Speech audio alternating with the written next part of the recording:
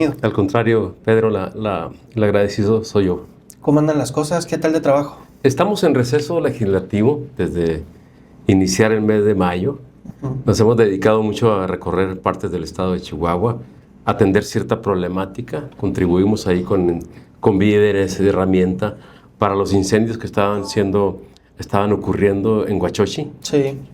Ahí vimos que está más o menos controlado el tema entre las instancias de gobierno y los propios productores a través de sus unidades de manejo. Luego nos fuimos a Madera, ahí sí un poco más complejo el tema, un incendio muy grande, y también llevamos ahí el apoyo. Finalmente, bueno, las lluvias, el trabajo de la gente que se dio ahí de forma muy persistente, pues ya se controló el incendio de Madera. Esperemos que no continúen los incendios. Pero es un tema que tiene muchas facetas, muchas caras que afectan al medio ambiente, por una parte, afectan el bosque, del que son propietarios los ejidatarios. Pega mucho en el ánimo de la gente el tema de los incendios, Pues ¿no? es su bosque, ¿no? Es su bosque, pero además toda la contaminación en torno al incendio mismo. Y el problema que se incrementa es el cambio climático. Tenemos menos zonas arboladas, llueve menos y te convierte en un círculo, digamos, vicioso en el tema de las lluvias. Y para Chihuahua es fundamental tener un bosque cada vez más grande, más fuerte, para efecto de poder superar las graves sequías que hemos sufrido, sobre todo en los últimos años. Perfecto. Senador, en este mes y medio que ha estado pues de receso legislativo, pero ha estado visitando diversas regiones del estado, ¿cómo nota el ánimo de los chihuahuenses? La gente está trabajando. Yo provengo del campo y sé que la gente del campo es muy resiliente. Las complicaciones, pues, en cuanto lleva, dicen, se van a resolver, se espera, pero le está costando mucho a Chihuahua la sequía, le está costando mucho el tema de la no disponibilidad de agua, el tema de la ganadería, el bloqueo de la frontera, está afectando sobremanera a los chihuahuenses en una actividad que parece, la ganadera pareciera que va una tras otra, ¿no? Primero el tema de la sequía, que no se supera, el gobierno del estado ha venido apoyando, hay un reconocimiento hacia el gobierno del estado que encabeza Maru Campos por los apoyos que sí están fluyendo, pero no en la dimensión que se requieren, siempre se necesita más. Por eso yo interpuse este punto de acuerdo ante el Senado para buscar mayores recursos de la Federación y que a final de cuentas no pudo prosperar, pues porque hubo quien bloqueara por ahí la iniciativa, y vaya que lo hicieron desde el propio Chihuahua. La senadora por Chihuahua no permitió que esto pudiera trascender y tener más recursos por parte de los chihuahuenses para atender la sequía, así como la gobernadora puso 1,000 millones de pesos a disposición para la sequía, pues queríamos que el gobierno federal, que es quien tiene las grandes bolsas de recursos, complementara con otros 2,000 millones de pesos, era la propuesta. Pues no se dio, pero sí hay en este momento, hay la resiliencia de los chihuahuenses, pero también las preocupaciones. En el tema de, por ejemplo, el campo, pues ves la ganadería olvidada por parte del gobierno federal, el tema del gusano barrenador que viene del sur, la falta de programa de apoyo a la productividad en el campo, para poder lograr la soberanía alimentaria que tanto de repente lo tenemos en el discurso, pero no en los hechos. Interesante todo esto, senador. ¿Cómo anda la Cámara de Senadores? ¿Cómo vivieron este tema de la reforma judicial ahora que acaban de pasar las elecciones, por cierto? Terrible. Mira, la reforma judicial desde un principio nosotros la rechazamos, proponemos un mecanismo distinto que partiera de un diagnóstico real del Poder Judicial en la Federación y en los estados. Y a partir de ese diagnóstico saber qué mecanismos tenía que ajustar, incluso qué personas, qué jueces tendrían que cambiarse o qué magistrados tendrían que cambiarse, o si son todos, pero que parta de un diagnóstico. La solución que se planteó no partió de un diagnóstico, es una ocurrencia y tenía como propósito último el apropiarse del Poder Judicial por parte de quienes actualmente gobiernan el país. Eso lo dijimos siempre. ¿Y qué sucedió el domingo pasado? Pues un concurso de acordeones, ¿no? Y no fue música, pero pues un concurso de acordeones en lugar de ser un concurso en donde se tomara en cuenta y se midiera la probidad de las personas, el conocimiento del derecho, la experiencia. Eso no se dio. Y ahora pues tenemos una corte y unos magistrados y jueces muchos no saben, no tienen ninguna experiencia, no tienen mayor conocimiento porque las exigencias fueron leves en cuanto a formación académica, por ejemplo, o en cuanto a probidad. Sí. ¿Cuántos delincuentes o defensores de delincuentes, el mismo Fernández Noroña lo aceptó? ¿Cuántos se inscribieron? Hay que ver cuántos de esos ganaron y van a tener una posición en el Poder Judicial que resulta pues una contradicción en sí mismo. Entonces, ya se dio eso, ya se dio el tema del concurso de acordeones. La conformación de la Corte, por ejemplo, quedó exactamente como estaba planteado en las acordeones. Eso le iba a preguntar, ¿le gustó la conformación de la Corte? ¿Qué opina del presidente, del que va a ser el próximo presidente de la Corte? Para empezar, el vínculo directo político con Morena lo desacredita. Porque por supuesto que siempre ha habido una influencia del gobierno en turno en los ministros de la Corte o en el Poder Judicial en su conjunto. Pero aquí está directísimo y no es un tema a quién se la deben los ministros de la Corte que van a entrar en septiembre próximo. No se la deben a la gente, se la deben a quien los colocó en ese acordeón que utilizó la gente para votar, porque salió exactamente como estaba el acordeón, salió el ejercicio, dijeron, democrático. Yo digo, no es democrático, por varias razones, entre ellas dos principales. Un proceso electivo democrático debe ser cierto en las reglas, debe haber certidumbre en las reglas e incierto en el resultado. Aquí resultó al revés. Ni las reglas fueron ciertas o generaban certidumbre a quienes participaron de este proceso, y por otra parte tampoco se dio el hecho de que fuera incierto el resultado. El resultado ya se sabía y solamente se legitimó. Yo lo dije el día de la elección, lo reitero, era votar por el Poder Judicial Federal, que yo no lo hice, era prácticamente... ¿Solo local votó usted por solo local? Local, consolidar o legitimar un proceso que no tiene, de origen es ilegítimo. ¿Y cómo va a ser la relación del Senado con la Suprema Corte? ¿Qué opinan o qué advierten ahí en el Senado los integrantes del PAN? ¿Cómo debe ser esta relación entre el Senado y la Corte? Porque al final de cuentas, aunque son distintos en este tema de la división de poderes, pues tienen que trabajar en conjunto en algunas cosas. ¿Cómo ve usted esta relación? ¿Cómo va a ser? Primero, enfatizar mucho esto, Pedro. La República se ha destruido. El grupo gobernante ya domina el Congreso de la Unión, las dos cámaras. De forma irregular, fraudulenta, conformó o integró la Cámara de los Diputados. Con trampas, ajustó para tener la mayoría calificada en la Cámara de Senadores. Ya tienen, el grupo gobernante tiene el Ejecutivo, por supuesto, tiene ya el Legislativo y acaba de apropiarse, de facturarse a sí mismo al Poder Judicial. Habrá que ver en los hechos cómo se desempeña la nueva Corte, por ejemplo. En algunos casos en donde tendrán que definir ellos con toda claridad si están con los ciudadanos o si están con el gobierno. Algunos casos que pueden suceder, desde asuntos que tienen que ver con cuidado del medio ambiente, en donde la gente pudiera interponer algún recurso frente a la Corte o frente a algunos tribunales, y habrá que estar observando, ver qué pasa, qué van a hacer los magistrados o en este caso la Corte respecto a esos temas, cómo van a diferenciarse. Ahí una de dos, o bien se van a acreditar como a quien le deben el poder, esa Morena y su gobierno, o bien si se atreven a dictaminar o a resolver en sentido distinto a lo que el gobierno quisiera. Eso va a ser muy interesante. Y eso tiene que ver con la relación con el propio Congreso, con la Cámara de Senadores, porque yo estoy seguro que habrá muchos temas, vienen muchos temas que son en este momento que resultan controversiales, ¿no? Te pongo el ejemplo.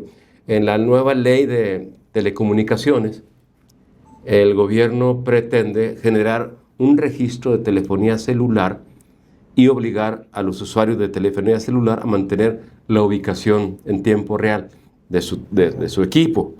Eso en 2017, 2018 lo intentó Peña Nieto y la Corte lo declaró inconstitucional. Ahora lo vuelven a intentar. Ahora hay que ver qué pasa ahí. O qué pasa en el artículo 109 de la nueva ley. Establece que la autoridad podrá bloquear plataformas digitales también eso contraviene la libertad de expresión y el derecho de las audiencias y de los usuarios de redes de comunicación, de redes sociales. Entonces habrá que ver ahí también, es otro tema que está por verse y que tendrá que resolverse, si no, en el proceso legislativo tendrá que hacerlo la propia Corte. Que te pongo otro ejemplo, en el tema que también es una controversia dentro de la ley, es el tema, ellos firmaron el Tratado de Libre Comercio entre México, Estados Unidos y Canadá. Dentro de esa firma está el compromiso de generar competencia abierta en telecomunicaciones, en radio y telecomunicaciones.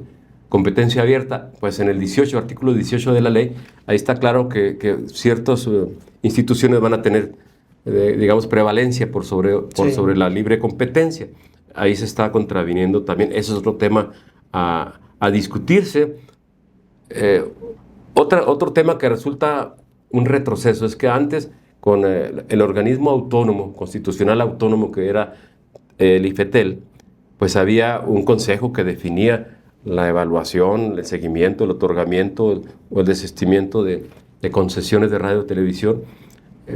Ahora no, pues ahora será una sola persona, bajo criterios, digamos, políticos. Entonces, cualquier contenido de radio, televisión o redes sociales, si la ley persiste como está, y si solamente se cambia el 109 de esta nueva ley, pues contraviene y está en contra de los derechos de muchos mexicanos. Prueba de ácido viene entonces para esta nueva corte, ¿no? Prueba de ácido, van a estar sujetos a esa prueba, porque ellos van a tener que demostrar que no están, aunque le deben el puesto al gobierno y a su partido en este momento, pues es más importante la aplicación de la ley para administrar justicia.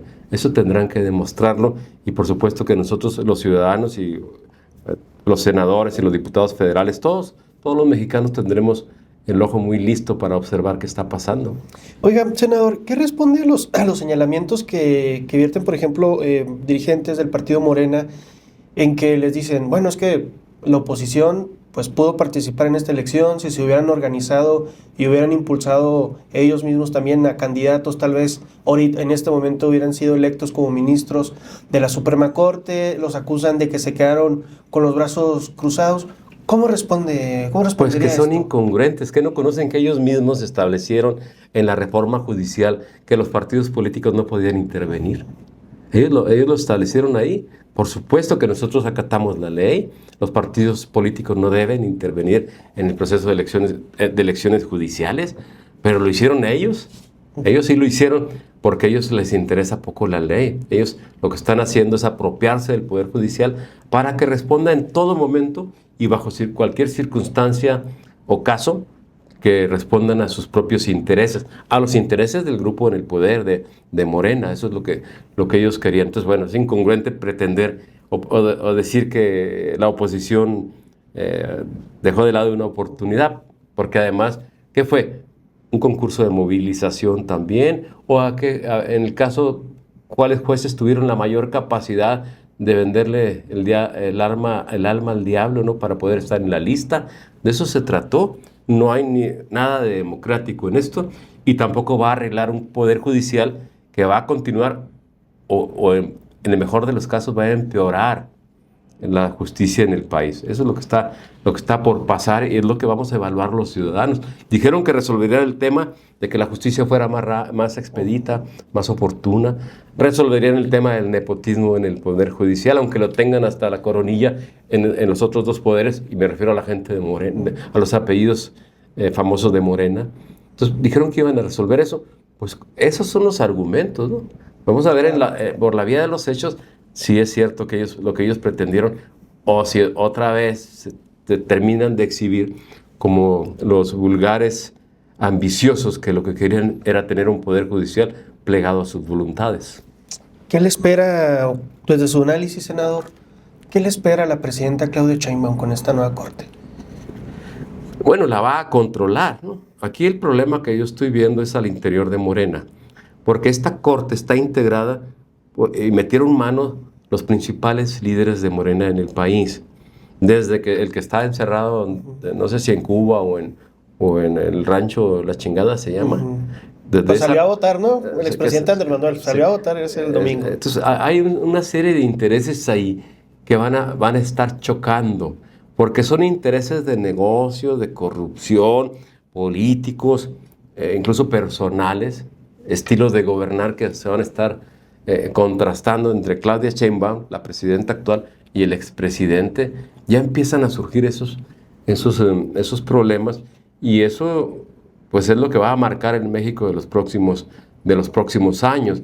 Ya Morena, por lo menos en las elecciones de Durango y de Veracruz, mostró que ya no es el partidote que existía hace unos meses apenas. Ya ahí no pudo obtener los resultados que quería, al contrario, disminuyó el número de votos y perdió, sobre todo en Veracruz, que gobiernan ellos. Veracruz lo gobierna Morena y perdió, se quedó con 11 municipios, me parece, en Veracruz, si la cifra no cambia, fueron los últimos resultados que yo observé que se publicaron. 11 municipios de un total de cientos de municipios que hay en Veracruz. El PAN tuvo 30 y tantos, MC tuvo 40 por ahí municipios, habrá que ver población gobernada, pero ahí se muestra que Morena no es invencible, que la ciudadanía está reflexionando, está reaccionando, y a final de cuentas la esperanza son los ciudadanos, Pedro. Si tú recuerdas, cuando surge la ley del ISSSTE, la reforma a la ley del ISSSTE, las maestras y maestros salieron a la calle y el gobierno tuvo que rectificar y detenerla. Si tú recuerdas, en el tema de la ley de desapariciones forzadas, las madres buscadoras salieron a la calle y a exhibir los problemas, y el gobierno también tuvo que bajar bandera y ponerse a rectificar lo de la ley de personas de desaparición forzada, vaya. Ocurrió también con telecomunicaciones. No es porque ellos hayan sido muy generosos en decir, no, fue la presión social. Ahora, de eso se trata. En una democracia son los ciudadanos actuando con pleno conocimiento, con argumentos sólidos, sin depender tanto de decir, lo que dice Morena, todo está bien o todo está mal. No, no es eso. Pues Morena tiene cosas buenas seguramente y tiene cosas que cuestionarse como lo tiene otro partido político, pero si los mexicanos tenemos la capacidad y el conocimiento para analizar los temas, pues actuemos en consecuencia a partir de los análisis serios y no solamente por quien dicta una cosa u otra. Pues a ver qué es lo que pasa con esta corte, ¿no, senador? ¿Qué le dirían los chihuahuenses después de esta elección, de esta reforma? Chihuahua es un estado que se cuece aparte. Yo he estado muy pendiente de los temas de Chihuahua en el Senado. He estado discutiendo que Chihuahua no puede ser tratado como otros estados del país. Acabo de proponer una iniciativa de reforma a la ley de sanidad animal, para que a Chihuahua y a los estados que están exportando ganado hacia Estados Unidos se les trate diferenciadamente con respecto del sur y se le permita a Chihuahua cuidar su estatus sanitario. La gobernadora en diciembre pasado, en noviembre, firmó una serie de acuerdos para urgir a medidas más específicas y más fuertes en el tema sanitario para que no introdujeran ganado con problemas de sanidad de otras partes del país. Y el gobierno federal interpuso un recurso una acción de inconstitucionalidad y lo frenó. Entonces, la ley que yo estoy proponiendo ataca esa circunstancia, sin dejar de lado que quien debe ser el rector del tema sanitario en el país es el gobierno federal, pero también que den chance que los estados también hagan lo propio, porque ¿quién cuida la casa mejor que los chihuahuenses? La casa es de nosotros, los chihuahuenses la podemos cuidar mucho mejor que allá desde el centro del país en un escritorio. De eso se trata la nueva ley la reforma a la ley de sanidad animal, a la ley federal de sanidad animal que he propuesto ante el Senado. Vamos a darle seguimiento, vamos a convocar a todas las fuerzas políticas, porque la solución que estamos planteando no es política, es una solución técnica y legislativa, fuera el tema de grilla política.